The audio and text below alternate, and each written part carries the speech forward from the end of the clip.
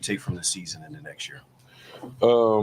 That there's a lot to work on, but we did get better in some spaces, especially as the season went on. So that's good. We were trending in the right direction, and a lot of things to learn from. But definitely disappointed with the result yesterday.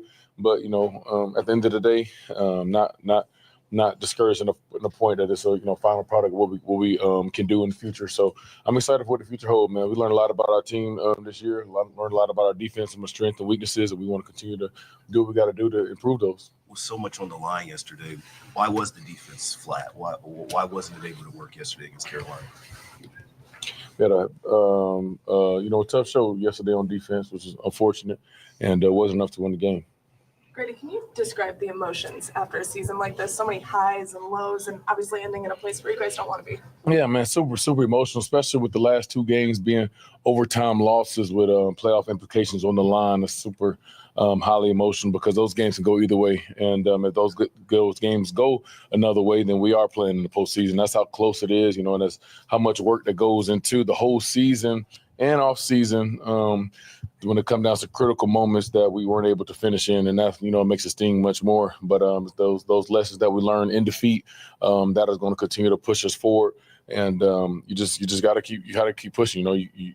It's okay to take losses, but you got to turn the lessons. And unfortunately, like past couple seasons, we've been learning a lot of lessons. Just not making a postseason and stuff like that. But it just take the right time, right moment, right opportunity for us to get where we want to get. And we're closer than we ever been to achieving goals, of getting the postseason, competing for championship, doing what we want to do, and to make the city proud, make the team proud, make our owner proud. So everybody involved. So everybody wanted bad, man. And but we was close. The season was far from a failure. I mean, this was one of the most fun seasons that I've had. Super excited with the way we going, and I would be I would hate for as close as we were to get to where our goal was, to win in the South, to get into the postseason, in which anything can happen down to the end of the season, to let all the work of everybody involved go to the wayside, and let emotional reactions and disappointments have long-term effects that negate some of the things that we have overcome and the direction that we're going and the camaraderie that we have, not only as players, coaches, support staff, everybody involved. The work should not be in vain, because it didn't go our way, but it was real close to going our way. And okay, so welcome in, everybody. Welcome in. As we are seeing, or we are hearing, Grady Jarrett, those was pretty much his last official words as an Atlanta Falcon after the last regular season game against the Carolina Panthers. Grady saying that this season was far from being a disappointment. And, right before we cut it off, you could kind of hear him, subconsciously campaigning to return to the Atlanta Falcons this year, 2025. Obviously, that did not happen. Grady Jarrett officially released today by the Atlanta Falcons. So we're coming in to discuss that, chop that up. Also, I want to bring on some special guests to discuss this as well. We're going to bring on Larry from the Dixon Way. We're also going to bring Coach onto the stage. Gentlemen, how we doing today? Good afternoon. How y'all feeling? How y'all doing? It's a wonderful, wonderful day in the land of the Falcons. I'm so ecstatic. I don't know what to do, what to say. Finally, it looks like the Falcons are growing up, becoming a big boy franchise. All right, so Coach, we need you to go into further detail about that. What do you mean exactly, Coach? Because when you look, like I was saying yesterday in your live yesterday, when you think about these teams and how they're able to put teams together, although we won't in salary cap hell this year, we're constantly flirting that line, and and you think about these. I like the example I used yesterday was Tampa Bay. although Tampa Bay don't never have, I mean, you know, they don't have a like powerhouse per se, but they, as far as like legacy, although they do have a ring, they're right on a par with the Atlanta Falcons. Like they're not like destinations people knocking the doors down to get to. Yet they consistently have an enormous amount or an amount of cap space to where they can really go after anybody.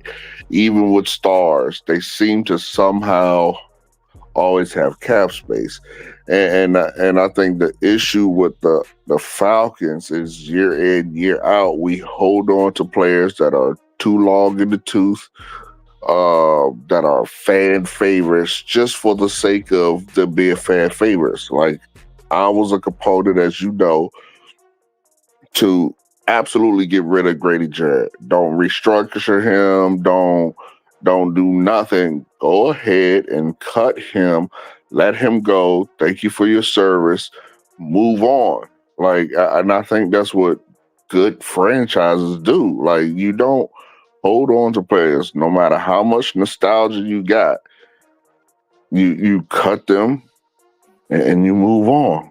You know, it's not restructure, it's getting better. So.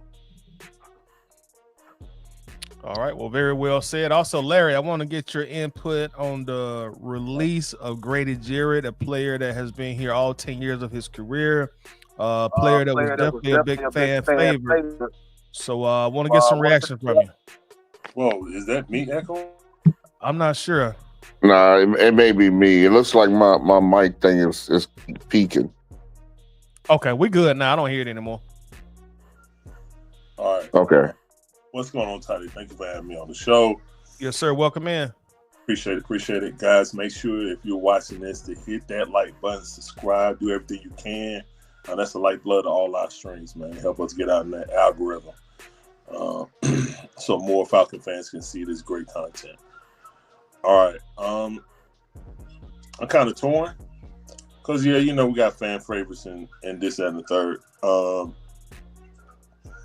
I see what Coach is saying about, you know, you got to cut bait when it's time to cut bait.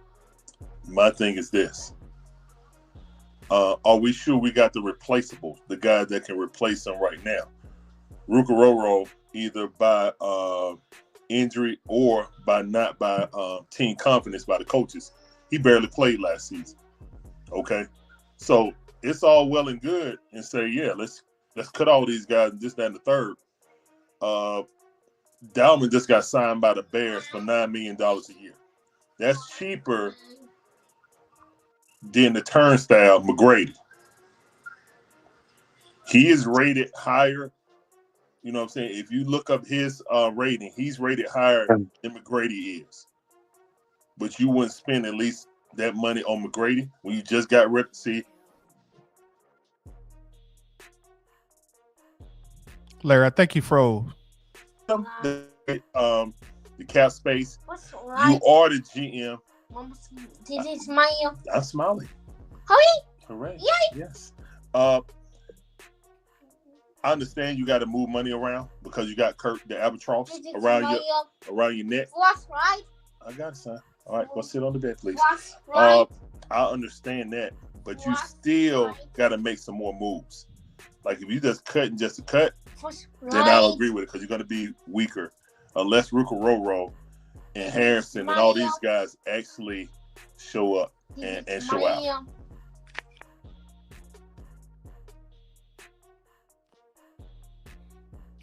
You still there, Larry? I think you might have muted.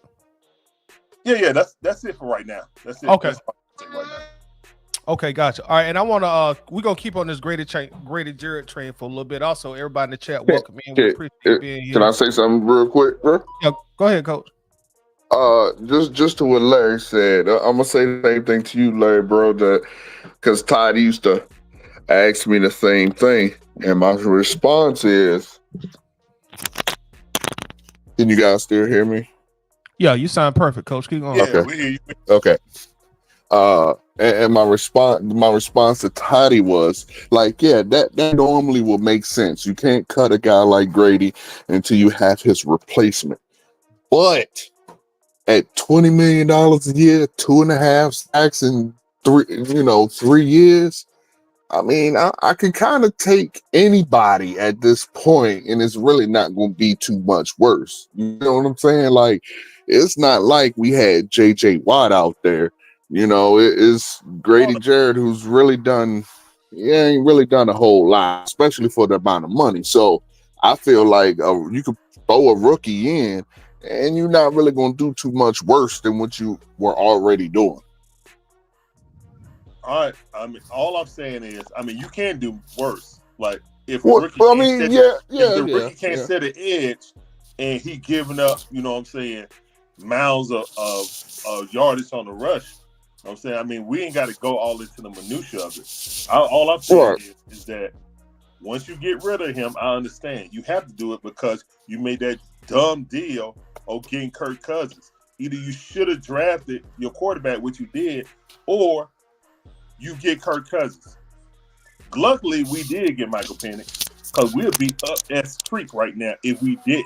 That's really the only reason that Terry and Raheem still got their job is because of Michael Penix, because of the do-rag. Right now. He said the do-rag.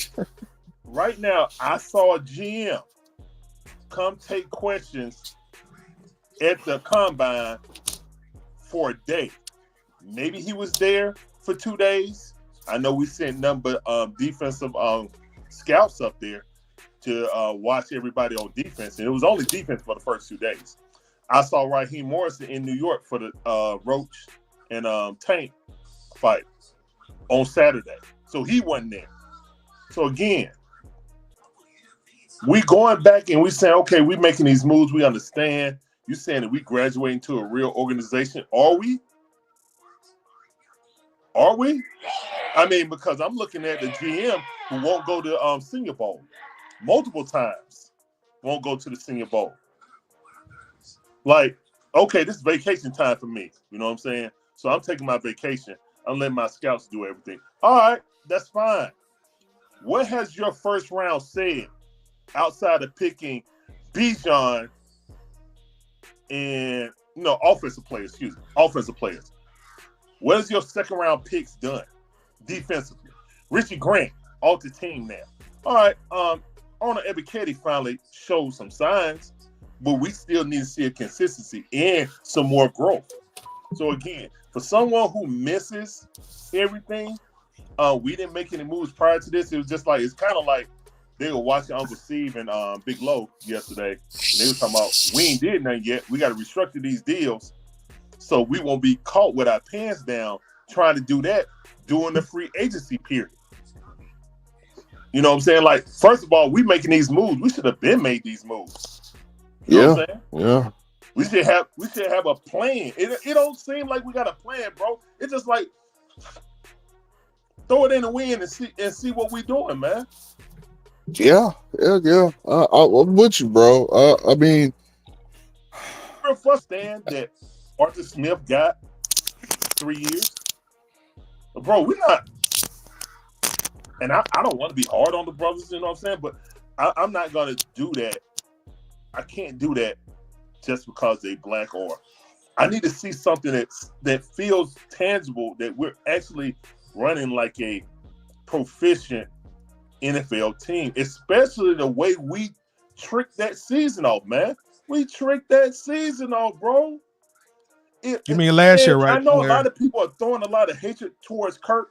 Kirk knew if he would have stepped out and told them the truth that his arm was hurt, that he would never see the job again. You know what I'm saying? I put some blame on him. I put more blame on the organization than the head coach. It's like, y'all track all this stuff. Y'all track orange speed, angles, all that. Y'all got all the information. Analytics.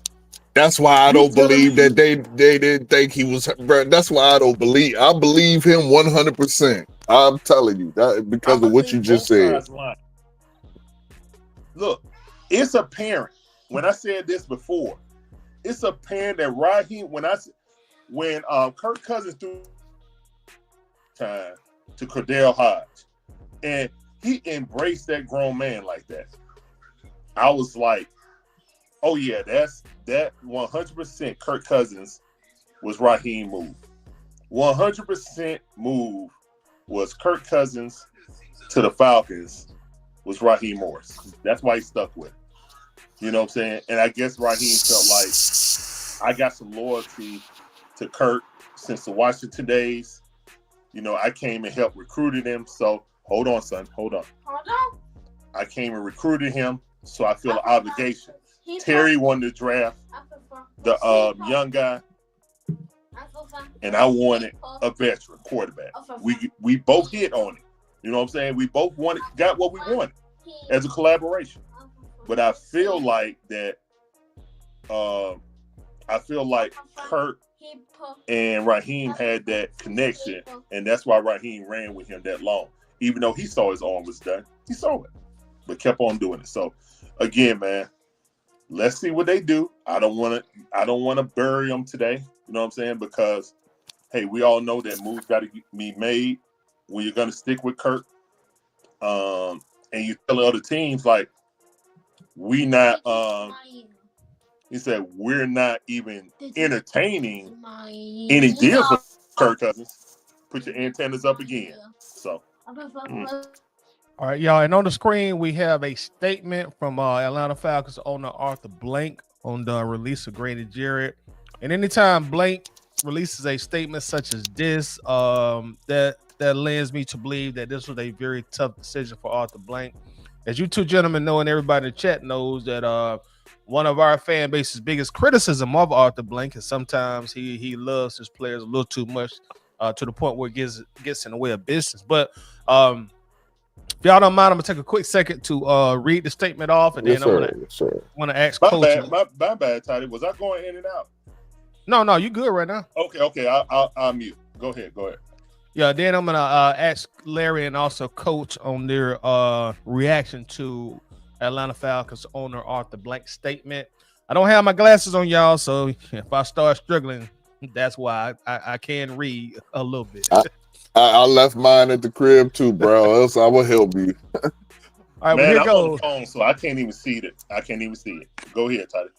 All right, it says, and this is quoting Arthur Blank. Over the past decade, Grady has exemplified true professionalism, leadership, and humility while representing both the Falcons and the city of Atlanta.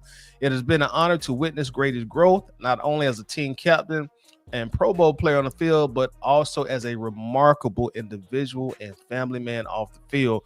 Beyond his exceptional skills as a football player, Grady stands as a role model, consistently showing resilience in the face of adversity. His impact reaches far beyond the game. His tenacity and love for those around him have inspired not only me, but teammates, staff, and generations of Falcons fans alike. Grady's unwavering commitment to Atlanta is reflected in his decade-long dedication to giving back to the community, deservedly earning the Falcons nomination for the prestigious Walter Payton NFL Man of the Year award twice. In this business, we are often faced with difficult decisions, and this one is no exception. On behalf of myself, the entire Falcons organization, and the city of Atlanta, we honor and thank you, Grady, and thank Grady for his incredible contributions both on and off the field. Grady will forever be part of the Falcons family, and we will always be here supporting him and wishing him the very best. Arthur M. Blank, owner and chairman. Gentlemen, I would like to get you guys' reactions on that comment from Atlanta Falcons owner Arthur Blank. For me, it's gonna sound so cold, but I mean, just for me, I don't understand why he needs to do this. Like, at the end of the day, if the roles were reversed, there is no loyalty from players to organizations. If Atlanta couldn't, let's say he was just up for contract negotiations, he didn't have a contract. If Atlanta said, we'll pay you $10 million and you've been here all this time, and another team say, well, we'll pay you $15 million, he ain't gonna drop no long soliloquy on the Falcons. He just gonna get up out of here. And so on the flip side, I don't think you need to really do that. I mean, I get that you want to show the man some love, but in my opinion, you showed him love by paying him money that he didn't earn.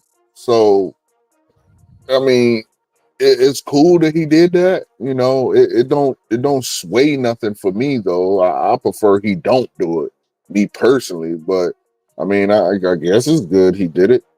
I don't understand it. I don't think it needs to be done. When a player moves on, thank you for your service. High five, das boot. Like, I mean, that's all I need to hear. Larry? I think this is showing that Grady's going to be in a Ring of Honor whenever that happens. I think Grady coming back, I think he's probably been the glue of this organization for the past 10 years. Arthur Blank is very sentimental right now. It kind of is what it is. But I think it's just a sign of respect. He didn't have to do it, but he went out his way to do it. I can't even remember. I know he said something about Julio and stuff like that, but I don't think it was like that. You know what I'm saying? Now, before, when he was talking about Julio going to be a Falcon for life, this and the third. So it kind of tells you the temperature of what Grady's going to be after he retires and stuff like that. He's probably going to get the Matt Ryan treatment. He'll probably be in the Ring of Honor, but it kind of is what it is. It was a business decision. But he felt like he had to put that out there because we're keeping Kirk Cousins and Grady's gone. That's how I feel. You mentioned Matt Ryan, Larry. Do you think he will get a similar treatment as Matt Ryan? As he will go immediately in the Falcons Ring of Honor? Normally, the Falcons make you wait, kind of like the Hall of Fame, about 5 years. But do you think he'll go immediately, just like Matt did? Well, Matt is retired technically, so they just put him on in. I don't think they're gonna. We'll know by next year. If somebody else have his number, then we'll know. But I don't think they're gonna give up 90, 97. I don't think so. Like it was a direct slap in the face to Julio when they gave somebody his 11. Plain and simple. It really was. I'm here to tell y'all guys, I will be damn surprised if Julio ever make the Ring of Honor in the Falcons. I'm telling y'all right now, y'all can look at me, y'all can tell me I'm crazy. When that man didn't, the way it ended, and then when that man didn't show up for Matt Ryan induction or Arthur Blank inducted himself, nah. So I'll say this about this, Larry. I firmly really believe the Falcons will put him in, but this is the thing. I talked to someone who knows Julio very well. Spoke on this about the channel before. Julio told this gentleman, he's a entrepreneur in Atlanta. Julio told him that if they try to put him in the Ring of Honor, he won't show, he won't cooperate. And Julio also told him that he will never come back to Mercedes-Benz Stadium again or deal with the Falcons again, which is why he didn't show up to the to Matt Ryan ceremony. Now, my hope as a Falcons fan, I hope Arthur Blank and Julio can sit down like the gentlemen they are and mend these fences. I know sometimes business don't go the way you want it to go, but I just hope, as the old saying goes, time will heal all wounds. And I hope because if Julio isn't in our Falcons Ring of Honor, I'm gonna just say it like this, and then I'm gonna pass the mic to y'all. If Julio don't go in our Falcons Ring of Honor, then our Falcons Ring of Honor has no kind of backbone. It's meaningless at that point. If it's his choice, I won't say that. If it's the Falcons' choice, then yeah. If it's Julio's choice not to be a part of the organization, I won't put that on anyone else. That's Julio's choice. Right. Just like it was his choice to leave in the manner that he did. I can't put that on him. I can't put it on the organization. That's all I'm saying. And that's kind of what I was saying. Like if the Falcons like cross their arms, or we ain't gonna put Julio in there, it don't make no sense. Just like and not trying to get off topic, just like you eventually got to put Michael Vick in there. And it's better to do it while Arthur Blank is still walking this earth. you got to put Vic in there. Now that Matt has went in, now Vic should never go in before Matt Ryan. But now that Matt is in, you got to go ahead and put Michael Vick in there. And, you know, I'll pass it to y'all.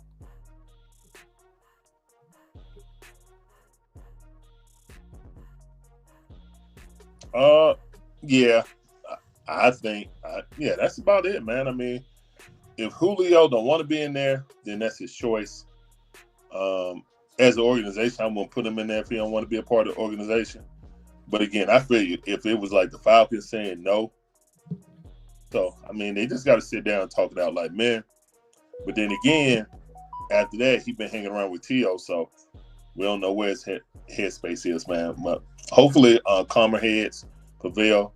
I'm sure a lot of Atlanta Falcon fans would love to honor Julio in that manner, you know, and get him a round of applause for at least that very last time, you know. But that is what it is right now, man. Okay, we got some breaking news, y'all, from Adam Schefter. Shout out to Josh Gilham. Former Falcons Pro Bowl defensive tackle Grady Jarrett, released today from Atlanta, has already found a new home, reaching an agreement of 3 years, $43.5 million deal, including $28.5 million fully guaranteed with the Chicago Bears.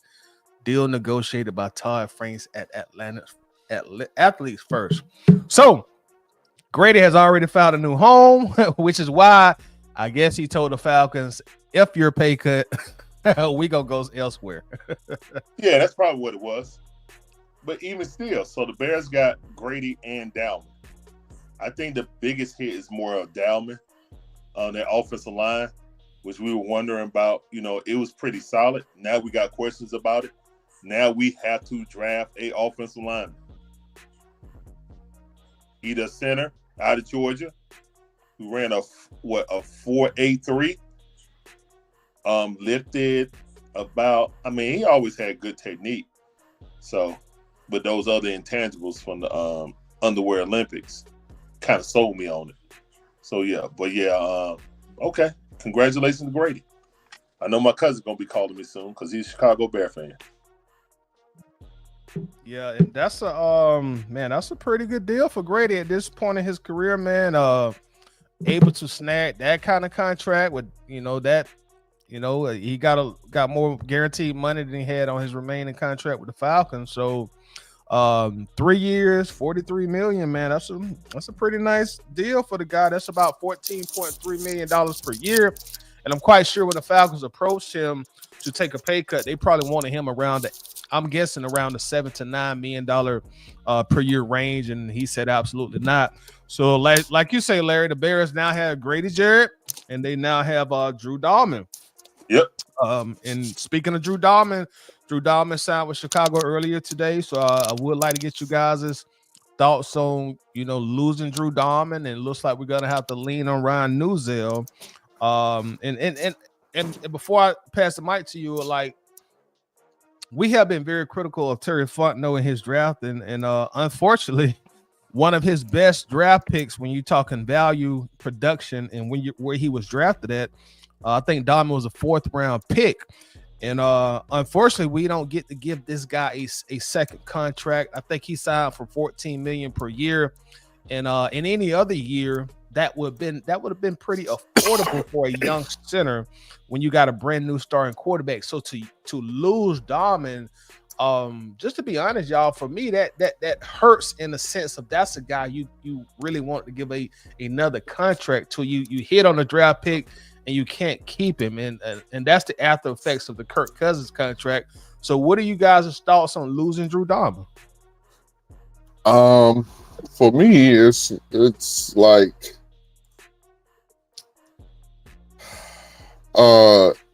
yeah, I don't know. For me, I'm kind of iffy about it because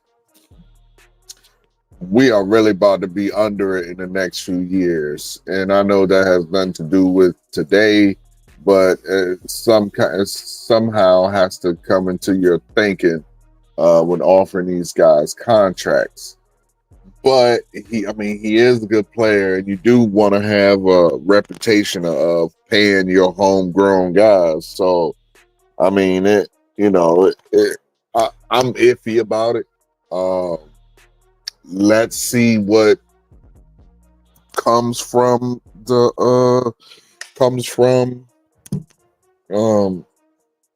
free agency and stuff.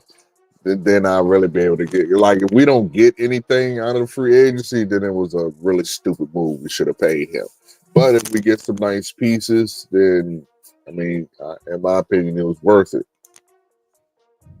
And Coach, I really think they wanted to pay him, but I think their backs were so against the wall that, okay, so if he got a $14 million deal already on the table, that means the Falcons need to come in and around at least 14.5, and then the Bears may have,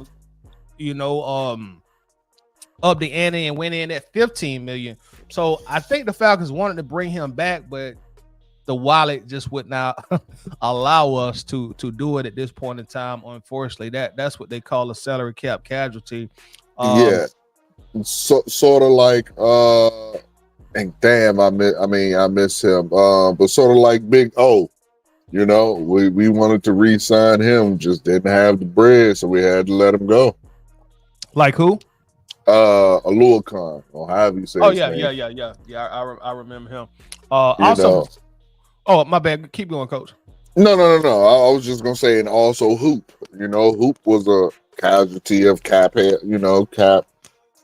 casualty as well. So I mean, it happens. Just hope that you get another piece that makes it sort of worth it.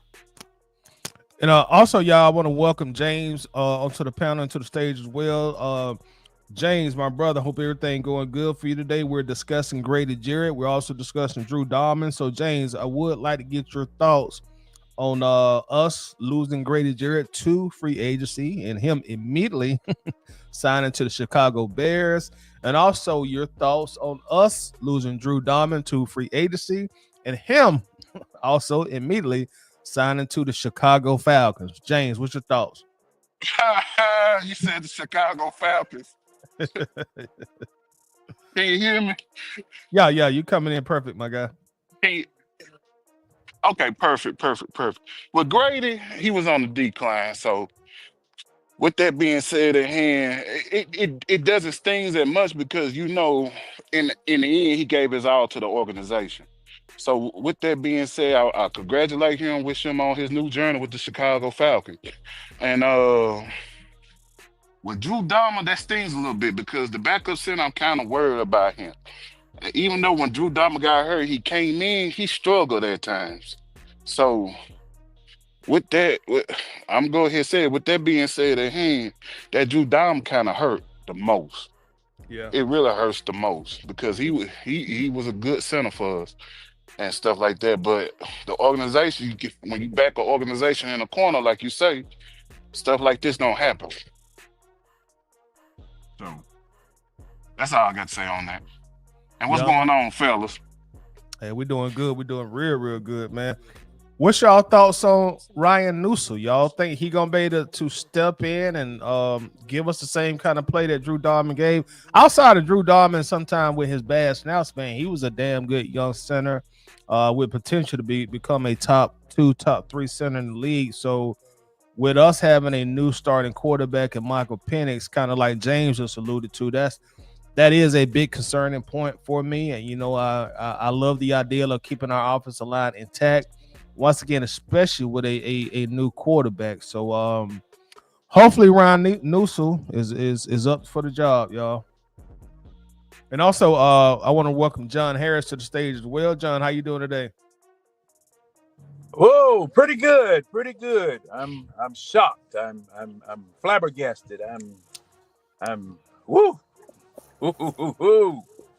Buddy. What I tell you last night, John, I want Toddy too.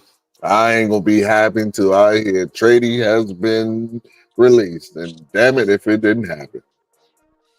Yeah, now the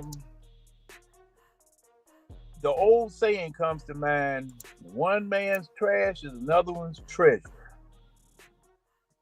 And the Bears definitely found 2 nuggets at the Atlanta Falcons training camp. I tell you that, because they got our center and they got our de facto nose tackle. And echoing what Tyler was saying about Drew Dalman, well, at least Michael Penix, when he gets married, he'll be able to have some kids, and Drew Dalman won't be giving him a vasectomy on the field with some of those snaps to be flinging back there at him, But he was a good center. Now, in breaking in another center, this really has me thinking that we definitely need a fullback in the backfield to help these people out with that A gap, because we were very susceptible to that this past year, if I'm remembering correctly. He was coming straight up Peachtree Street on either one side or the other side of it. So I really want a fullback back there, at least for the first few weeks, so that people can get their sea legs, because that center position is very, very important in that zone blocking scheme. And well, like you said, Coach, the thing is, also I'm thinking about, are we going to a 4-3 or are we going to a 3-4? And that amoeba defense, that concerns me. That really concerns me, because if you don't work it right, somebody's going to get killed. Especially on the back end, somebody's really going to suffer on the back end if you don't work that amoeba defense right. And you've got to, after seeing Philadelphia bring pressure with just their front four, I'm jealous, because I want to do the same thing. You bring it with full, you mess up an offense like Patrick Mahomes had. That extra man just messed their whole offensive scheme up. So we'll see, and we'll see what it is they come up with. All right, and speaking on front four, to bounce off Josh's point, this is something I want to get y'all, everybody's on the opinion on, especially my guy Coach. David Onyemata, he sort of becomes the elephant in the room at this point. Currently, Onyemata's cap number is $17 million this year. That's his cap number. Now, if the Falcons were to cut him today, pre-June, it's a wash. You're going to have about $9 million in dead money, and you would only save about $8 million in salary cap. Now, if they go post-June cut, the numbers get significantly better. You save $10.5 million in cap space as a post-June cut, and the dead cap number goes down to $6.4 million. Now, early in this broadcast, Larry shared the same concerns that I have. If you lose Grady and you lose David Onyemata, and you just depend on rookies or maybe other free agents, do you take a downturn on a defensive line that has already been notoriously bad? So my question to you guys on the panel, especially you, Coach, what do you do with David Onyemata? Do you risk losing all your veteran leadership and experience on that D line for the sake of saving $10.5 million? For me, if I was a GM, I would say yes. It sounds crazy, but again, like I said, like, just think about last year. You got all this money tied up. And yeah, I understand at the end of the year they really started doing their thing, but does the end justify the means at the end of the day? And at the end of the day, I don't think so. I think any other franchise would have definitely let them all go. So I don't see why it would be such a major deal to let him go. But I mean that's just me. I think different, but yeah, I definitely think it's you let them both go and you try and build a new young fresh team. I mean, many teams do it. The Eagles just won a Super Bowl doing it, so I mean it can be done. you don't have to have a veteran, especially if they're not worth the money. So,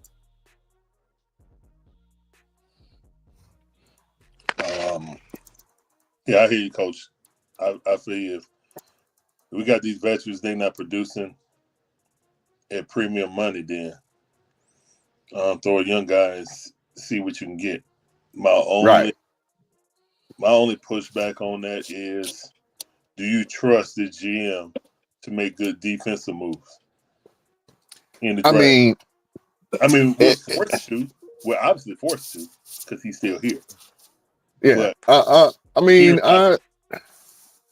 do I think he'll do a good? If you're asking me, do I think he'll do like a good job? Like he'll do the right things? I don't know, man. The Falcons are so falcony. Who knows? We may go in there and get a goddamn punter in the first round. So you know what I mean? Like the things the Falcons do are mind-boggling. So I mean, I don't know. I feel you, but what I'm like being serious. Like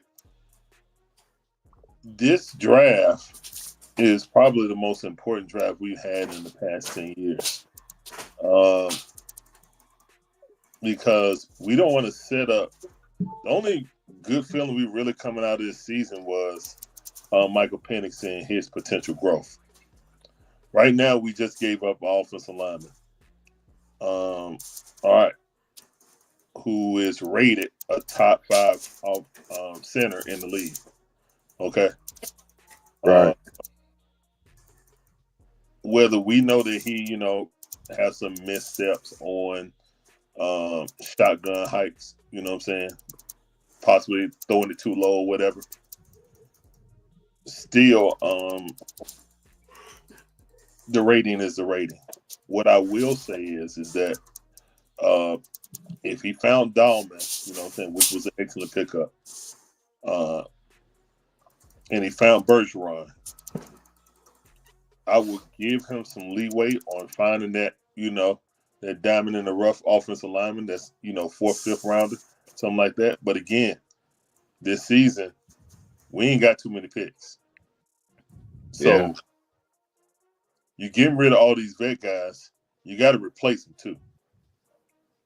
You got to replace them. And hopefully Jeff Urich can have a hand in that on who he wants to run his defense. But I mean, we already got both of their replacements, unless I'm mistaken, right? Like we got Rook and I forgot the old boy's name. Dorless. Dorless, yeah. Dorless didn't play. Right. But I mean, but I'm saying we have their replacements. They didn't play, Coach. Coach, I'm not replacing somebody with their whole rookie season was a wash. Like I understand, but again, to that I say, what did you get out of the vets that would be different than what you probably would get out of these guys? That's my whole point. I would get out of that guy if our vets was that bag and these young guys couldn't come in and do anything.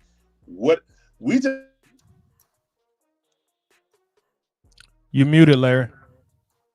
Literally, the number 1 pick wasn't played until the last 3 games of the season, and that was the best production out of this draft class. Like, this draft class we just had was a freaking wash.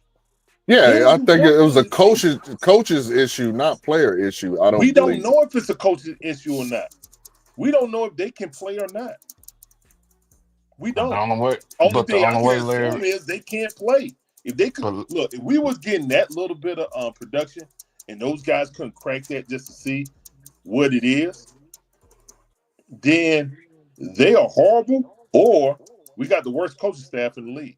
Well, I think it's the coaching staff, because if you remember correctly, he was asked the same question: why is his rookies not playing?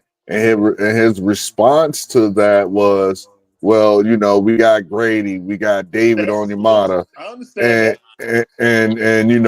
who do you sit? But this was at the beginning of the year, like towards the end of the year. Like I feel like he let them play more, and we got to see them a little bit more, especially Rook. Rook played a lot. I don't remember Dorless playing too much, but played some. Notice We're gonna plays disagree with some. Rook, man. We're gonna disagree. I don't know what Rook is right now. I think I Rook, don't. Rook, There's Larry, not enough data for me to say Rook is good or Rook is bad. I don't know what he is. He's gonna be a second-year rookie for me. You feel me? understandable. So, but at the pinpoint, when Rook played, he did a damn good job. So, with that being said, he has the potential to be a top defensive tackle on this team.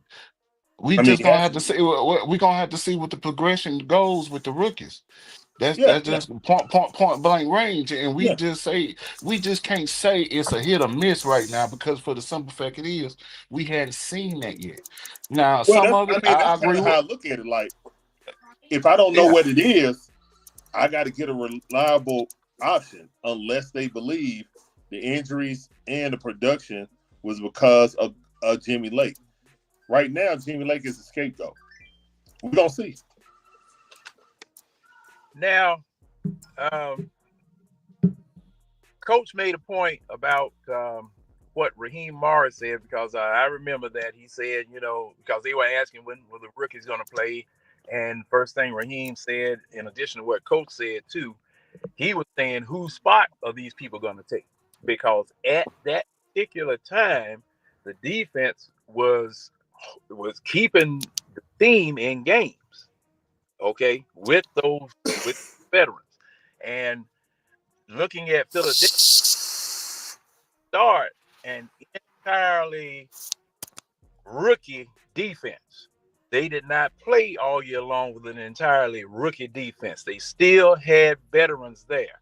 And whether that vet is performing at the level of, I guess, an all-pro or something of that nature, I still want veteran influence in the locker room, because that person who is a vet, they've seen more, they've experienced more, and the team has seen fit to keep them on the roster.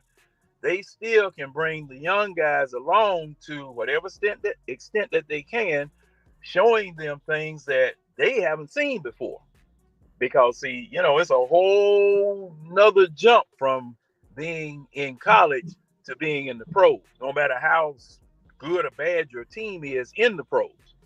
Okay, so just to wipe the slate completely clean, I'm kind of against that. And once you get someone that proves himself, to Larry's point, because from what we have seen, the sample size is not good enough for me. It's just not good enough. Now, I kind of blame that on the coaches, because, see, they felt that this person was good, and, we're going to keep him out here. We're not going to expose this person to anything yet.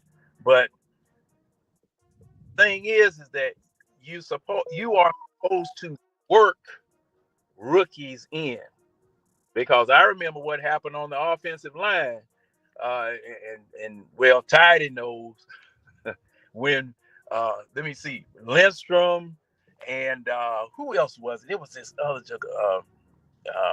Hennessy.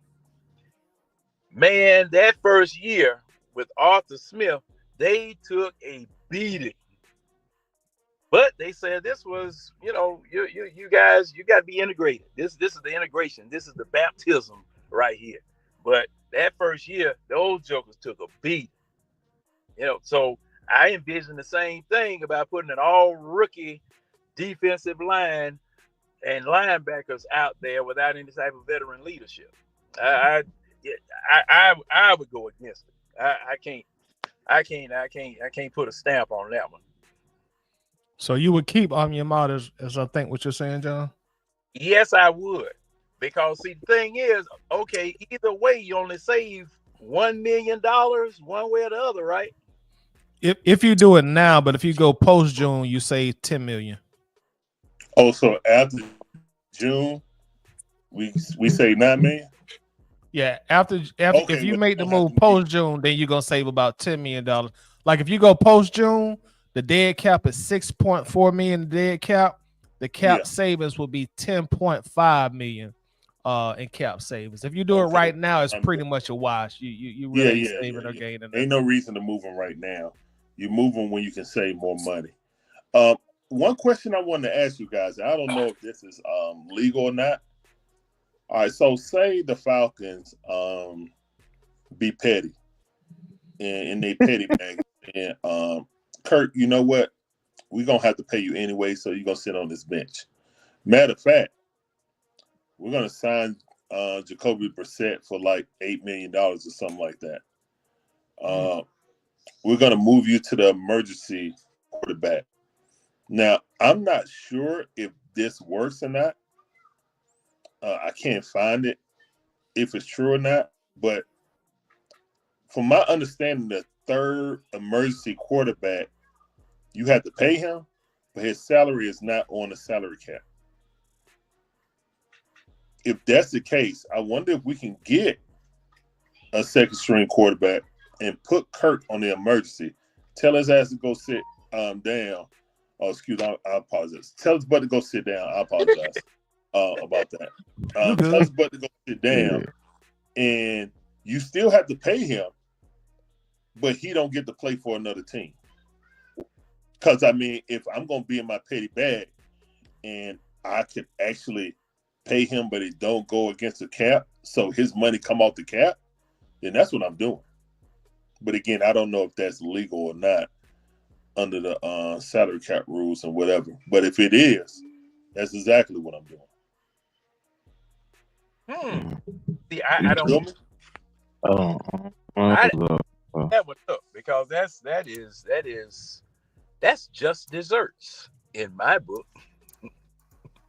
Yeah, I don't know. But I think someone would have tried to do that already if that was possible. So Well, that rule just happened last year. So nobody's really explored it. That's what I'm saying, Coach. Like, if it's legal for you guys to have a guy basically on retainer, a quarterback on retainer, but he's not going against the salary cap, that's the rule.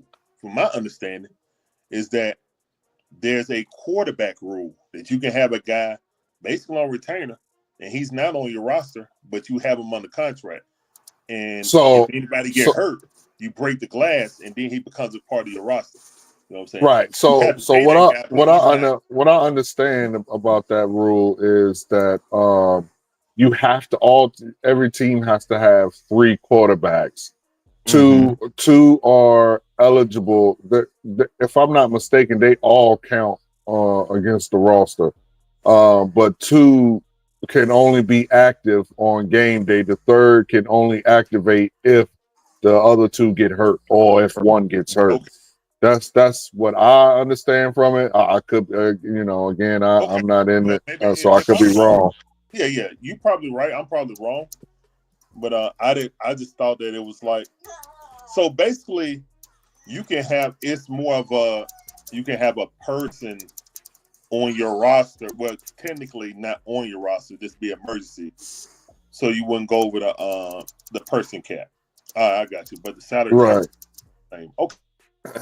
But again, I don't know that for sure. That's what I extrapolate from reading the rule. But I mean, I could be totally wrong. But I do know though that you have to have 3 quarterbacks on your team. Just 2 just only 2 can dress. One cannot. Your third one cannot dress. Yeah. Okay, I got you. So none. Okay. That's just me. That's just me. I just learned something. I just learned something. Hey, y'all, real quick, I want to welcome Chris from A1 Sports in the building. Chris, how you doing today, my brother? What's good, family? How y'all feeling today, man? A lot going on today, right? Well, yes, sir. Something great happened today. We're doing great, Chris, and we really want to get your thoughts on what we're talking about. Grady Jarrett, we lost him in free agency. He signed to the Chicago Falcons. We lost Drew Dalman in free agency. I see what you did there. He signed with the Chicago Falcons. So give us a little feedback on, how you feeling about, what's going on in the Falcon like world. The Philadelphia Bulldogs, right? Exactly. I'm trying to tell you, man. Everybody kind of leeching off Atlanta one way or another, right? But Okay. All right, guys. Now, can I just be truthful for a second? Please. Can I just be honest for a Please. second? Now, as much as I love Grady Jarrett, the player, the person, the humanitarian, everything that he did for the city of Atlanta, we already know he was a Walter Payton nominee, and of course, team captain, all those things, locker room guy. It's a lot of things that, you can't teach that you're not going to be able to replace for Grady Jarrett. But let's just be honest, guys. He should have been gone last year. Amen, brother. Amen. Let's just be honest, guys. He should have been gone before now. I said he should have been gone 2 years ago, but amen, brother. My bad, go ahead. Oh no, you can make that argument about 2 years ago, but I can definitely say it should have happened before now. Now, to be honest with you, I know why you keep Grady Jarrett around. I understand it, everything like that. I'm not complaining about it, but we knew that this was going to happen. We knew once we signed Kirk Cousins to that deal, regardless, somebody was going to be on the slash and burn because of the cap situation.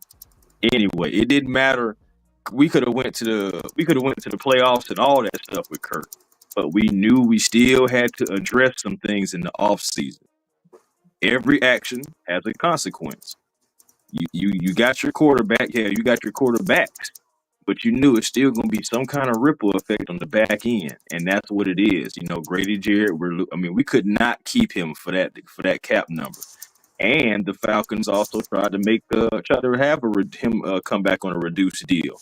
So they did try, but Grady said, "Hey, Grady and his agent was like, let's go test the market."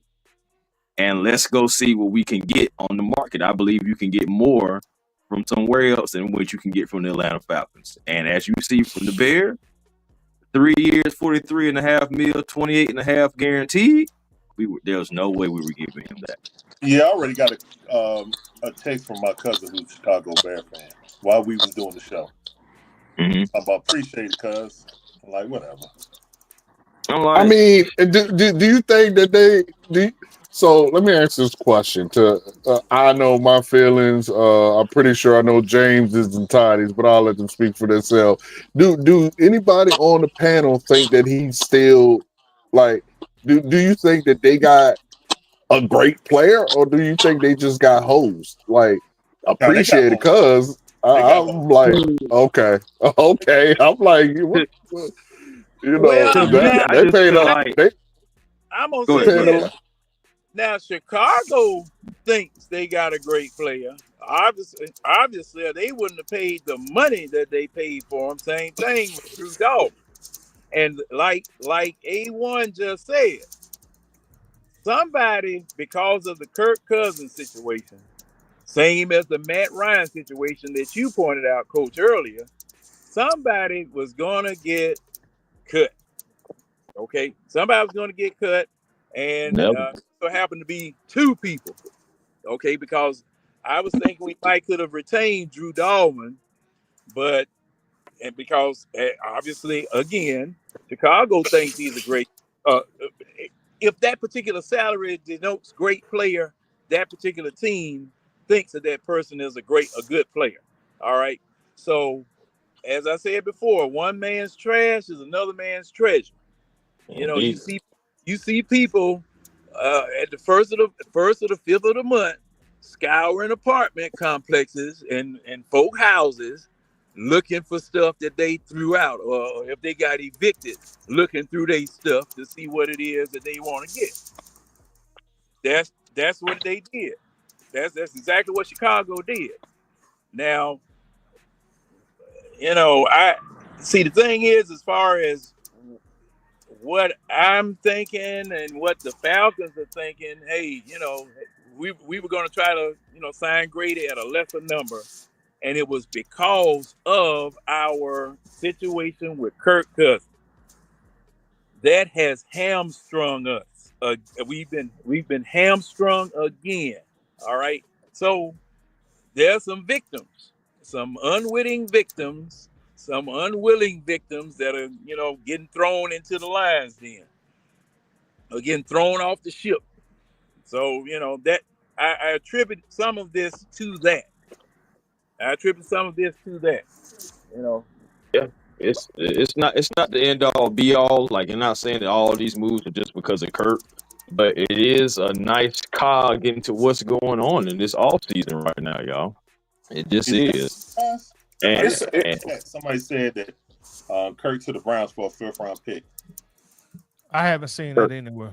Yeah, no, I haven't seen that anywhere. But I haven't seen that either. But the thing is, let me say this now. I gotta do something right quick. The thing is with Dalman, it hurts. With Grady, it doesn't. Because for the last, I'm gonna have to go with Coach on this one.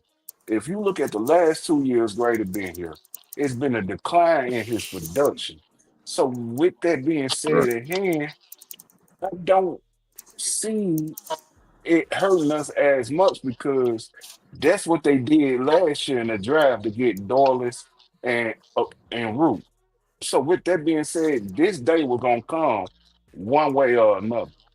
Yeah, I think it would have came even without Kirk. Like even us not getting Kirk, I think this year was the year. Well, I think it should have been done, but I think this year was always going to be the year we let Grady go. Yeah, to let Grady go. So with that being said, that number was too high, guys. It was just too high. Yeah, it was way too high. Yeah. $20 million for a declining D tackle. If I was the Falcons, I would have looked at that too. 20.7 at that. No, sir. Now, do we still go pass rush edge, or we go up the middle now in the draft? We all think. I think they're gonna go mainly pass rush. They may look into the interior. Also, as well, they may end up looking at that boy from Georgia, that Summer, as well. He may be in the fold now. Nah, for real. And I was thinking that before Dalman signed with the Bears, that you may have to roll with Ryan Newseel, and you probably have to get somebody out the draft. And that kid from Georgia, yeah, he is going to be something, because you think about it, necessarily Newseel is not you're going to be your true starter. That's really going to be your bridge center at this point, especially if you go in the draft and get one. And, so. It's something to look into, y'all. It's something to look into. It's gonna be interesting. I mean, we gotta look at how they treat the rest of this free agency anyway. They really have a true idea of what's going on, but we already know we lost our center, we lost our D tackle. So I mean, Falcons still have some moves they gotta make, and guys are flying. Have y'all seen these deals, man? Like, guys are flying off the shelf for all kind of crazy. Yeah, man. Yeah. Where's the crickets? Right, bro, and it's the guaranteed money. It's that guaranteed money. It's like it's getting crazy out here. Like 30. Did you see Kinlaw got 30 mil guaranteed? Yeah. Gino, I think not Gino, but the other quarterback that went. I think he got but he didn't get. I think he didn't get number 50 if I remember correctly. Yeah, but I mean, that's 50 more than he was projected to get as a backup. Right. I mean, he gonna be a starter. Yeah, possibly. Are you talking about Justin Fields? Yeah, he got not Justin. The one that went to come on, Sam Darnold. Sam Darnold. Yeah. Oh yeah. He did go to the Seahawks, which was crazy. Yeah. I was like, well, the Vikings don't want to pay nobody. Yeah, they believe in JJ.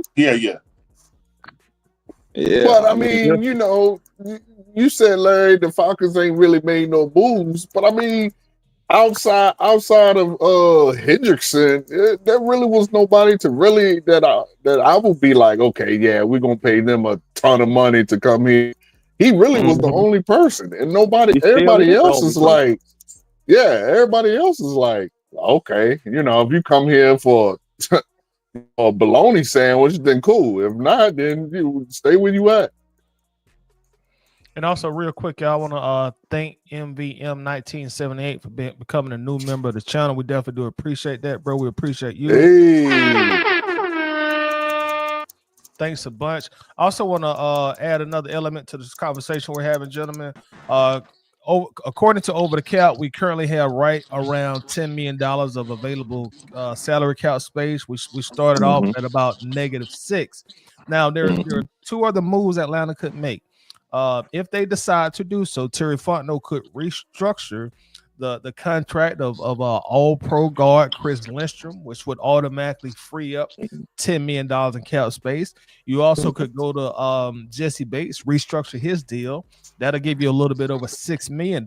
So those two restructures would give the Falcons a total of about $16 million in cap space, which would bring the total available cap space to $26 million. Now, my question to everybody on the panel, are those two deals you do? We are no strangers of contract restructures in Atlanta. We understand that it does free up cap space, but it also, you got to pay it back at the back end of those deals. So do you stand pat, or do you guys decide, hey, we can restructure Jesse and we can restructure Lindstrom? What do y'all think? It all depends on if they want to be restructured. Well, nah, you don't need their approval to restructure. You can restructure without them. Well, yeah, you can do, you can. But still, though, guys, I mean, at the end of the day, you look at it. That's no player is really like obligated to play ball with you. That's what I mean. Look at Grady. I mean, he wasn't obligated to take that lesser deal. He went out there and got more money. So I mean, I know it's different circumstances because these guys are under a different deal and under contract, but. I mean, you can restructure somebody, but are they going to be cool with it? Like, you got to think about that down the line too. Like, I mean, do guys always want to restructure? Well, see, the thing about Jesse Bates, because I think he only got one more year on his contract after the season. You need to be trying to extend him. Yeah. Well, the thing about a restructure, to work that money, whichever way you want to work it. If you want it to increase or decrease from the beginning to end, but yeah. Like restructuring, I wouldn't do that. That'll damage. He'll definitely walk after that, for sure. And that's probably the best player on our team right now, veteran. That's not even a debate. I mean, me personally, I would go to him and say, "Look, bro, we about to restructure you, but we about to sign you to a lot." Because I mean, Jesse Bates, I think he should be here. I think you should pay him the money. Of a top tier, I'm not saying record breaking, but whatever the top tier is currently getting, I would match the top tier. Yeah, I would match the like, look, bro, we're gonna restructure you so we can get some more help in here for you on defense, but we're gonna sign you to a long-term contract. Like, you let them know. You can go ahead and restructure him and go like I would restructure them both because they're both. I think if you have a feeling that barring like major injury that you're going to retain these guys, then yeah, I think you should do it. I just don't think it should be like we did Mac, continuously doing it over and over and over. Like, nah, don't, restructure one time, get what you need to get up out of it, and then, go on to the next. And real quick, Wallace brought up a great point. I forgot about, you can restructure AJ Terrell. He's only 27 years old, and that gives you also $10 more million of salary cap. I would say the only caveat with the restructures, of course, you want to open up more salary cap money, but that depends on how Terry Fontenot feels about this season and how he feels about his job security. Because next year, the Falcons are going to have, pardon my French, a shitload of cap space. So, I mean, do you want to open up the wallet and go shopping this year, or do you feel confident that you'll be here next year and you can go to Phillips Plaza? So what y'all think? I think you got to do it. You got to do it. You don't really have any money this year. Okay. You really don't have any money this year. And, this restructuring thing, see, people confuse restructuring with reducing.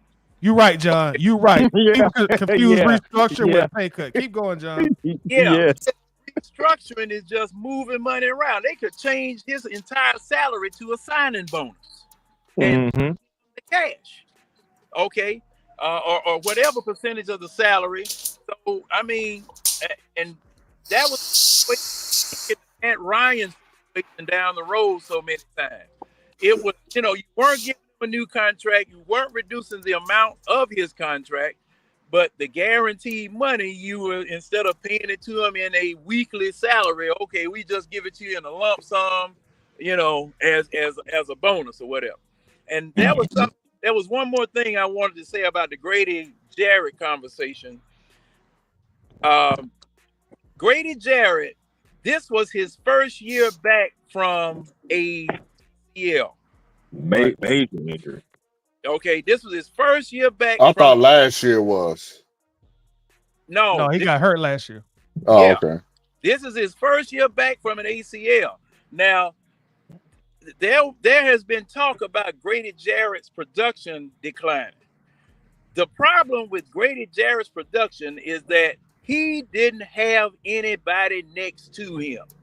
When Grady Jarrett, for that short little time that Rashid Hageman was with Grady Jarrett in 2016, Grady Jarrett flourished because he had a big, strong, some people would say ignorant joker right beside it. Okay.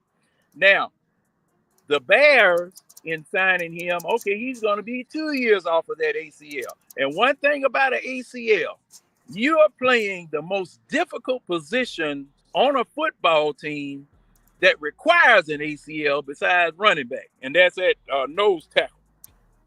Because see, you're having, you got to run on this thing, you got to cut on this thing, and it takes at least a year to heal, really. Then another year to get psychologically straight. So, me mentioning this really goes to both points, why you keep him or why you would have kept him or why you would have traded him. Let that be, someone else's worry or whatever. But John, you got to pass a physical. The man got to pass a physical, okay, before this trade is consummated. All right. So how good he is and how he is at this particular time, that's still left to be determined. I will say to that, John, I absolutely hate to hear that because Warren Sapp didn't have nobody beside him. Your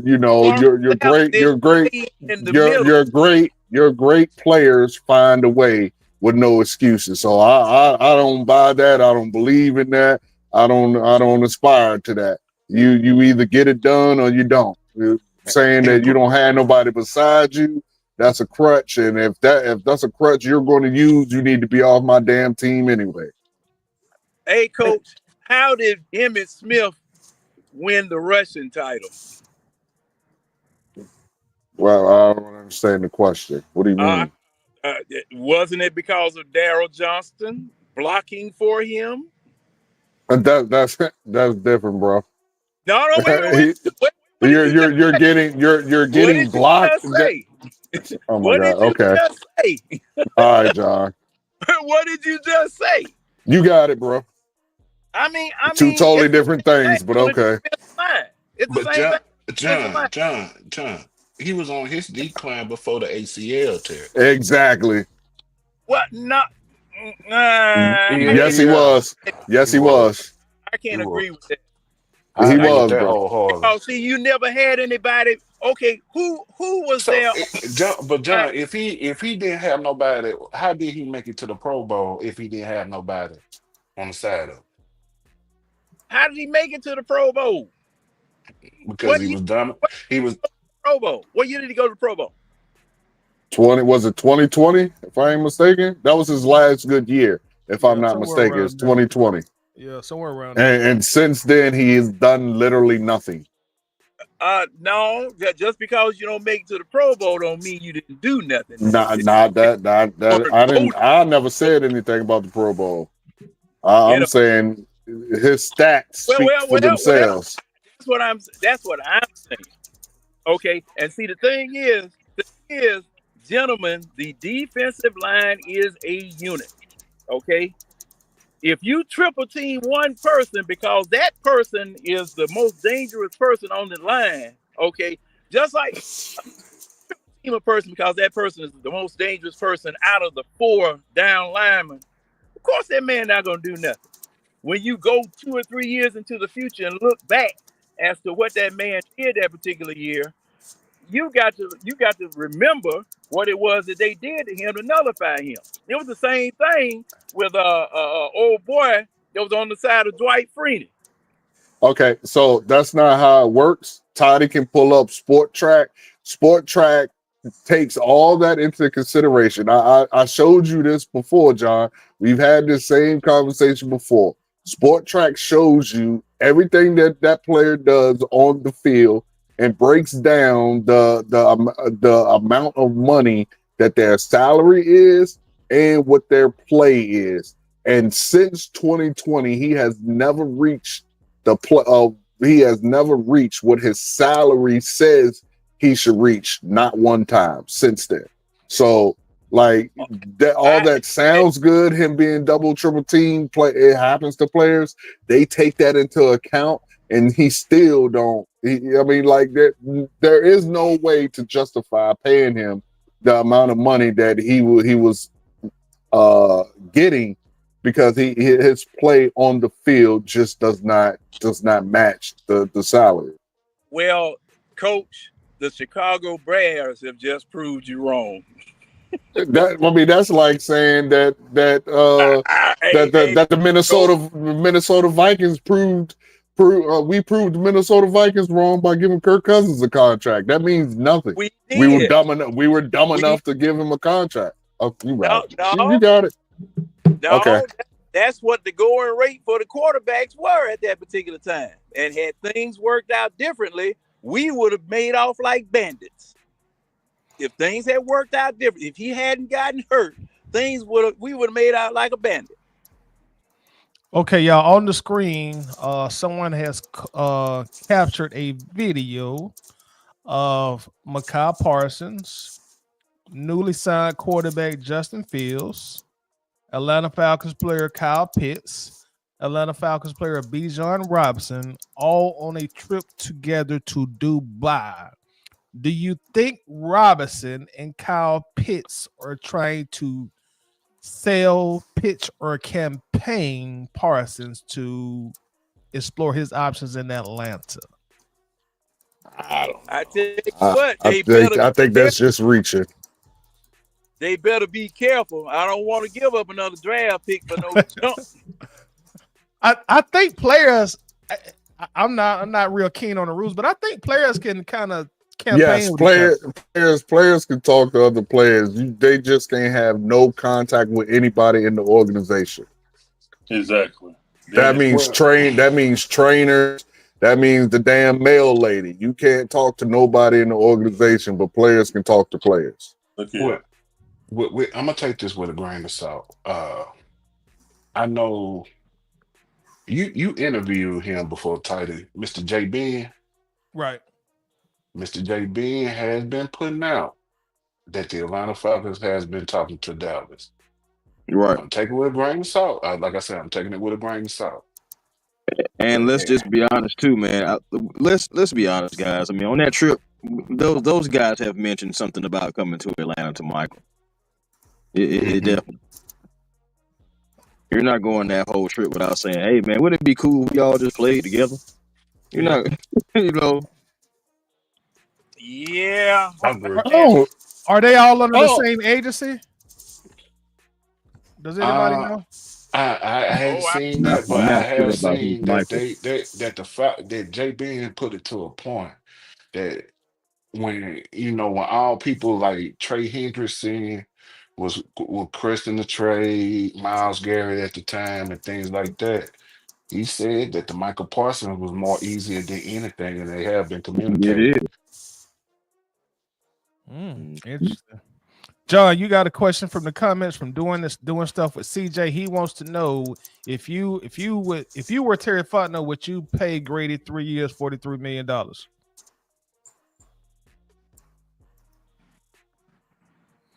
John still there? Did he go up? Yeah, I'm still here. Am I still here? Yeah, you're here. I hear you, John.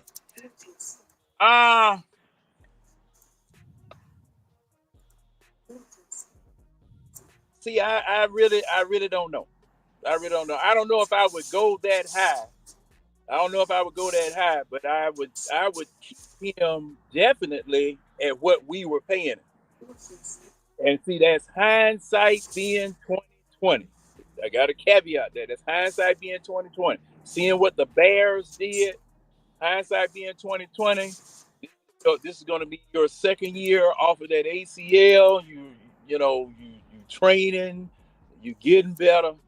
I would keep him at 10 million. But like I said, this is partially a Kirk Cousins situation that did this, because I'm kind of the feeling, might be positively wrong about it, that if Kirk Cousins, that situation hadn't came up, Grady would still be here. Yeah, I think majority of us. I ain't gonna speak for nobody else. I vehemently disagree. I think it was always going to be this year, simply because of his production and the amount that we are paying him. We are, excuse me, not we. They are paying him. I think it was always coming down to this year. I think the last 2 years, to be honest with you, I just didn't think they were going to cut him due to the simple fact of the amount of depth we had at defensive tackle. That was the only reason that I thought they were going to keep him. So, but overall, with that being said, this day was going to come regardless. His Oh production yeah, for the well, his production for the last 2 years had matched his pay. yeah. For sure. This day comes for all players, but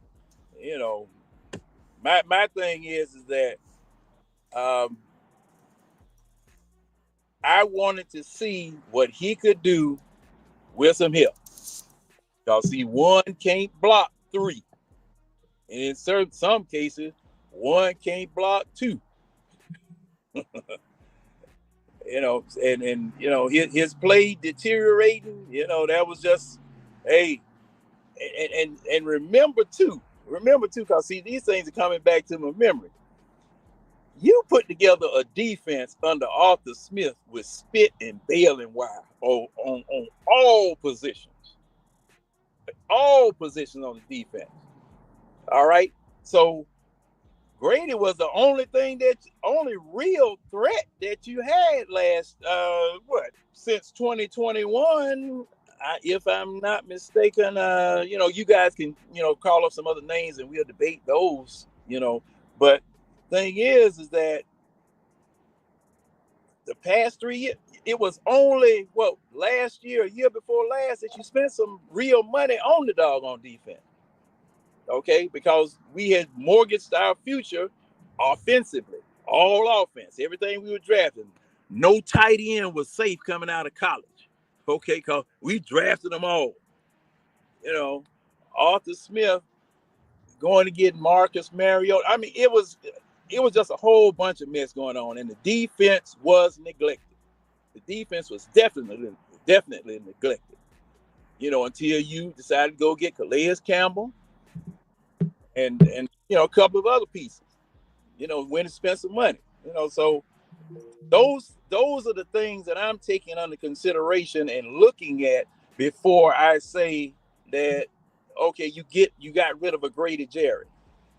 And the thing is that, true, like you guys say, we got to see what Grady's going to do. We got to see what Dalman's going to do up there in Chicago.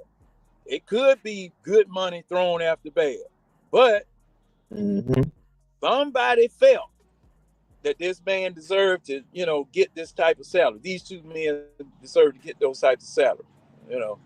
So hey, we'll see. Go ahead, Larry. Yeah, I wouldn't give the money to Grady. That's a little bit too rich for me. Dalman, yes. Didn't Dalman get like 29 million or something like that? He got 28 guaranteed. Oh, he got 28 guaranteed. Yeah. He got 40. He got 3 years, 42 million, which is around about like 14 a year, but he got 28 in guarantee money. Okay, so he got 14 a year. I definitely would have paid that. Like if I get rid of Grady and I 16 million, that's where the money would have went to, me personally. Especially with a second-year quarterback who only played 3 games. I want to keep my offensive line as intact unless I'm going to upgrade that in free agency. And lead the defense, since we only sent defensive scouts up there. I thought we sent one offensive lineman scout. But I think so. again, I didn't see Terry or Raheem face. Well, I didn't see him in the booth at all. But I know I saw Raheem at the fight with Bijan on Saturday with that picture that was out on Twitter. So, again, I don't know if they looked at any offensive line. Maybe you got your scouts. Guess we got good scouts. We got Dalman and Bergeron, you know what I'm saying, in the lower round. So, in my opinion, Terry got a hit on 4 of these 5 picks. 2 need to be starters. 2 need to be heavy rotation guys. No less than that. He has to hit. Hey, Ty, what was can you look and see what Dalman's PFF grade was, if there was a yearly grade issue to him? Yeah, I know this past season he was 78. I don't know what number it is. I'm on my phone right now. But I know he was top 5. Tidy said 7. What you said, 78.9, Tidy? Yeah, 78.9 in 2020. This past season. Oh, okay. And among centers, that was top 5. Yeah, I he was think number that was 4. top 3. Yeah. Oh, okay. So 3. So that's Fourth in centers. We let a top 5 center get out of here with a young quarterback, and we worry about his blind side, the right side. I mean, it ain't got nothing to do with the center, but you definitely want a good center up the middle. You know. Look, all right. I'm with you on that, Larry. That's a concern of mine with a brand new quarterback, and he's a young center at that. So you had 4 to 5 more prime years left of him. So I'm with you on that. The only bad thing about him was the snaps every now and then, but you feel like over time, he could alleviate those problems. So I hate the losing run him. games. The run game took a hit when Dalman went down. Ryan Newziel, I understand Kurt threw for 500 and something yards behind Newziel, but you think about it, well, damn, if he did that with Newziel, how much he would have did with Dalman. And the run game got better when Dalman came back. You know what I'm saying? Those are just statistical facts. So it just, like you just said, a top 5 center. We knew that he was going to command some money. And I think that after we cut Grady, that we did call Drew at the last moment and try to see what we can work out. But I think it came down to that guaranteed money, because 3 years, 42 for Dalman is not bad money. I'm just looking at the guarantees, and I'm just like, the Falcons, I don't think the Falcons could have guaranteed him $28 million. But I could be wrong, man. But I just looking at our cap situation. And according to Jacob Anthony, NFL draft analyst, Bijan Robinson averaged 4.99 yards per carry, rushing up the A-gap in 2024 with Drew Dalman leading the way. When Bijan ran up the A-gap on Dalman's right side, he had more success running there than any other gap. Big win for the Bears, especially in the run game. I mean, and they got Swift. So think about that. They got DeAndre Swift up there. If they think that Bijan can run behind any line and he made those holes, then that's why they didn't give him that guaranteed money. But we'll see. We're gonna see. We're gonna see real quick. Fullback back there. They're not running the fullback. You know that. That's not Zach Robinson flip. You know that.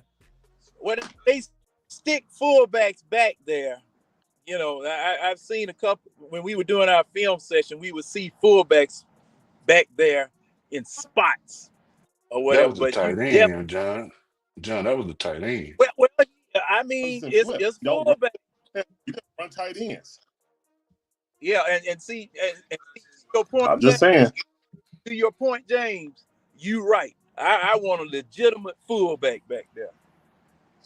I understand that, but the fullback is becoming extinct in the NFL. It's on a couple of teams that got actual fullback, and they like run Baltimore.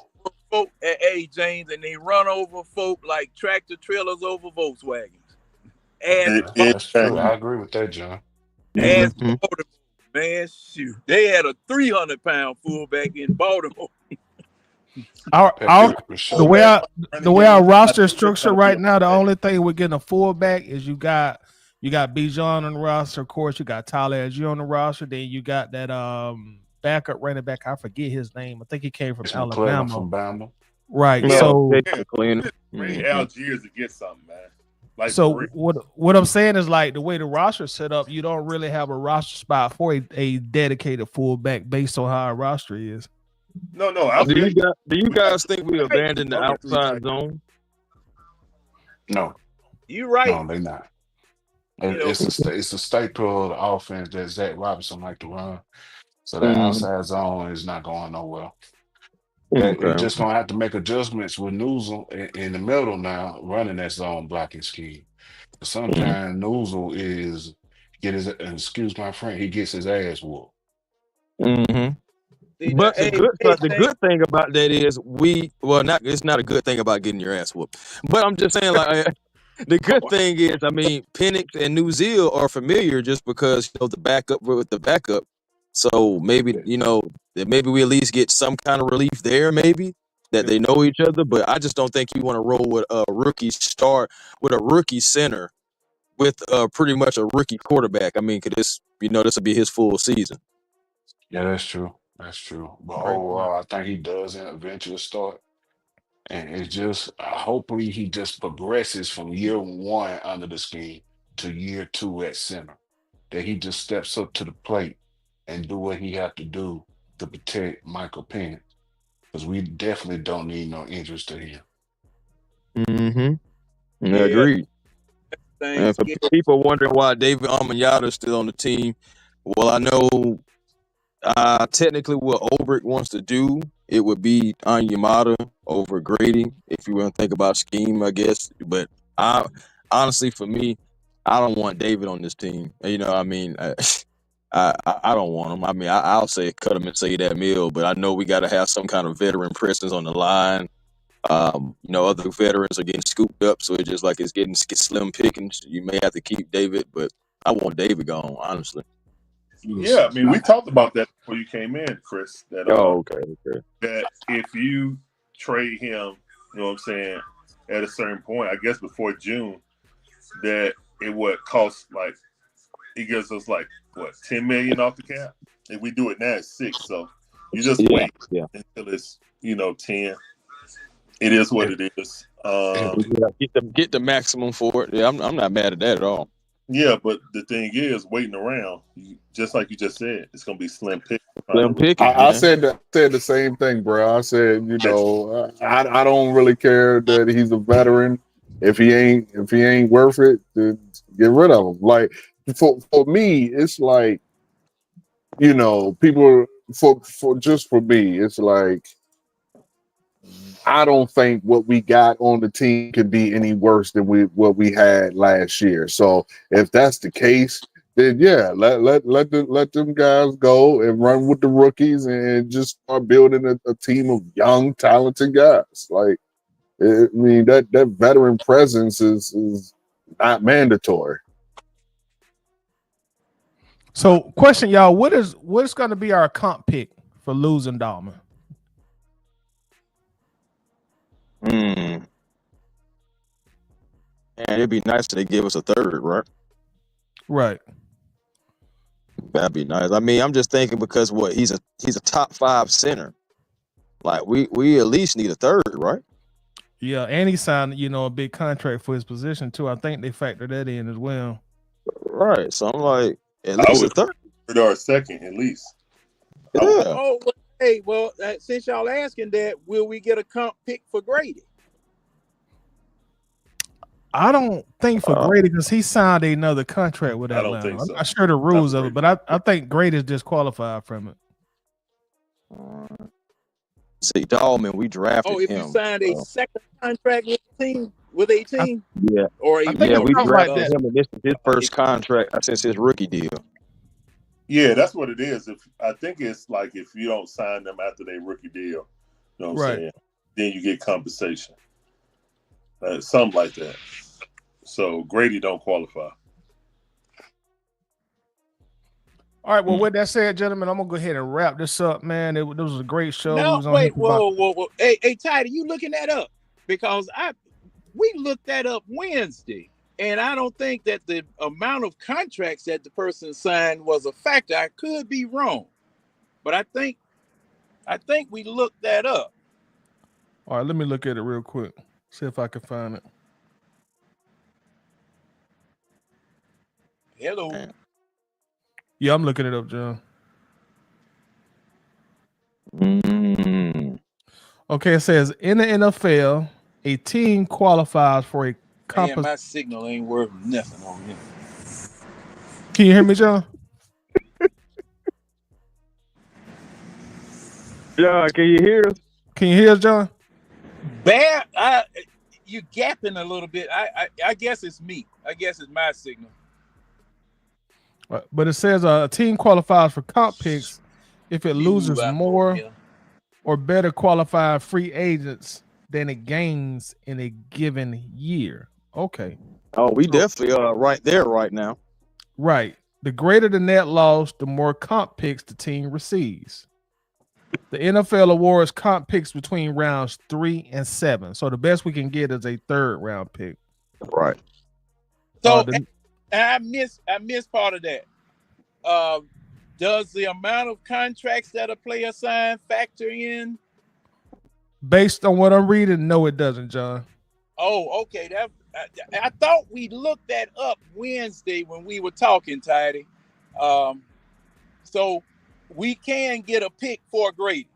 Yes, you were actually correct in that. Did you hear the first part of the definition of it? No, I didn't. I was having trouble. Somebody was asking me, could I hear them? I said, yeah, but they didn't answer me back. So could you repeat that, please? Yes, sir. It says that in the NFL, a team qualifies for comp picks if it loses more or better qualified free agents than it gains in a given year.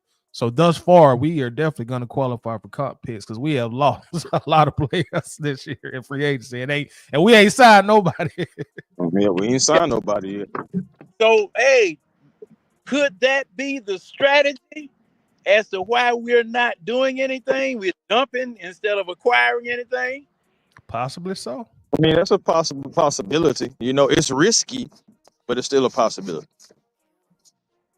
I agree. It's risky, but it's definitely a possibility. Because we run out, we only have 2 tackles, if I'm not mistaken, as of yesterday, that we would have been interested in. There are only 2 people left that hadn't gone anywhere yet. Okay, as far as free agents are concerned. Everybody has scooped up everybody else. That's what I'm saying. I mean, it's a possibility. That's what we could be looking at, you know, getting those compensatory picks. Because as of right now, we definitely have lost more than we've gained. I mean, we ain't gained nothing. What, Leo McCohen, that's about it. And we extended, of course, Jake Matthews. But as far as acquiring anybody, man, we only lost our starting center, and we lost, starting D tackle and Grady Jarrett. So, you know, I'm thinking that's at least, it's in a 3rd and maybe a 5th rounder right there alone. Yeah, and the thing about those, Chris, correct me if I'm wrong, but those were not technically free agents, right?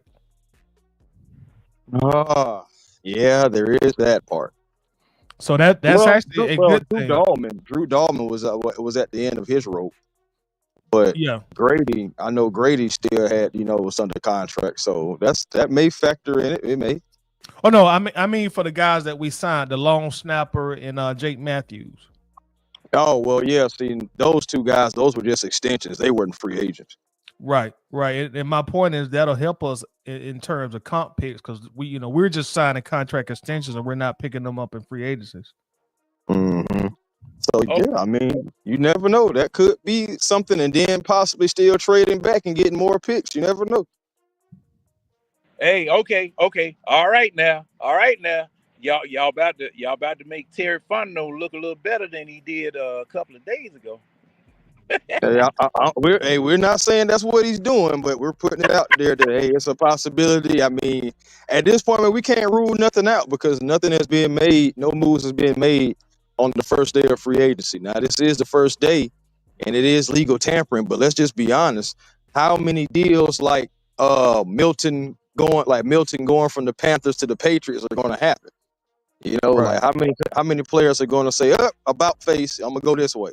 So that's another thing too. A lot of these deals are going to be final on Wednesday, Wednesday morning or Wednesday afternoon, I believe, or something. So it's just like, been It's gonna be slim pickings, y'all. It's gonna be you're gonna have to start looking at guys who have been coming off of injury. You got to start looking at guys who maybe have a hiccup to them or a stipulation to them. It's gonna be slim pickings out there at this rate. At the rate, because it's so many guys getting signed, man. So many guys just flying off the board. That's what I was saying. See, I mean, them jokers. I mean, they grabbing players like Charlie Tisher during COVID.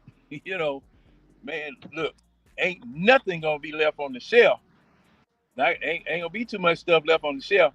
And a team like New England with doggone near I think New England had $150 million. They were number one in salary cap space. Man, Correct. Them jokers can go out there and grab anything they want. Yeah. Yeah, man. That's just when it happens when big bank take little bank. Yeah. You can pay money that other teams can't pay or won't pay, and be like, all right, well, it's all good because we got the cap space. Yeah. So. All right, and with that said, guys, I'm gonna go ahead and get ready to wrap it up. Before we get out of here, I want to thank everybody on the panel for coming up. I want to especially thank everybody in the chat. I want to go around the horn. Pun intended. They're about to go off the air, but anyway, we gonna start with Larry. Larry, I thank you very much for being here. If you don't mind, let everybody that's watching know where they can find you at on social media. Appreciate you having me on as always, fam. You guys can catch me and the beautiful Shonda on the Dixon Way, at the _Dixon_Way. We do live commentary, all our favorite sports teams, Atlanta-based. So that's the Braves, Hawks, Falcons, Bulldogs, even my White Gators. If you guys want an alternative to listen to the game, you don't want to listen to the, national broadcasting, turn your TV down, turn the Dixon Way up. That's the motto. I appreciate you guys having me on as always. It's always good competitive banter about our sports. And we all care about our teams, even if we disagree. You know what I'm saying? I think most of us agreed this time, but I'm just saying, either we disagree on subjects. You know what I'm saying? We all love our teams. I think everybody in here, you know what I'm saying, love the Atlanta Falcons. So rise up, Terry, wake up, and do something. Shout out to you, Larry, at the Dixon Way. Also, James, let everybody know where they can find you on social media. And if you got anything that you want to promote or plug, the floor is yours. Pretty much, you can find me at AtlantaBirdGang in the eye test. You can find me in here with Tyler. You can find me in there with John on Wednesdays. Got one thing coming up, but I just can't announce it right now. All right, well, we're going to be on the lookout for that very soon. And I want to thank you for being here with us, James. We definitely do appreciate you as always, brother. Let me say this one more thing. Yes, sir. Go ahead. Harry, you better sign a defensive tackle, and you better get a pass rusher. Hurry up with it. I'm out. Hold on, y'all. I don't know if this is real breaking news or no. This gotta be this gotta be somebody playing online. What Yeah, they okay. saying? Yeah, it's BS. It's been debunked. Somebody had shared a post that the Falcons were trading for Trey Hendrickson, but I see in the comments that somebody just playing on the internet.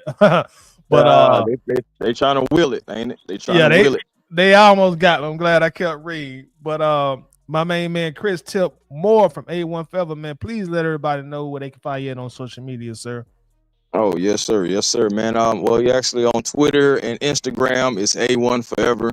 I got my TikTok back, so you can find me on The Real A1 Forever on TikTok. Also, of course, YouTube, A1 Forever, that's the platform. And, so come on over, Hawks, Braves, Falcons, I'm mixing in different things, as well, too. But mainly just Atlanta-based stuff, of course, come on over, comment, and subscribe there. Also catch me at the Hawks Digest as well. Me and Walter Pollard are over there running that page. And, right now we just got over 1,100 there. So thank you if you're already subscribed to the Hawks Digest. And if not, we'd love to have you over there. Shout out to the Hawks, man. They played tonight, got the Sixers. Gonna be not necessarily a tough game. I know they are having a lot of injuries. I know Tyrese Maxey and I think Paul George, he's out. You know what I'm saying? Of course, Embiid's out for the year. So, I mean, we can't take it lightly, you know. But, hey, we may have an easy game tonight. We'll see. We better not lose that game. Bro, we can't lose this game. Gosh almighty, we can't lose the game. Everybody is pretty much out. They're going to be looking like Dallas the other night. Only have about like 7, 8 players. For real, man. We about to play against a team. They better win this game. Yeah, man.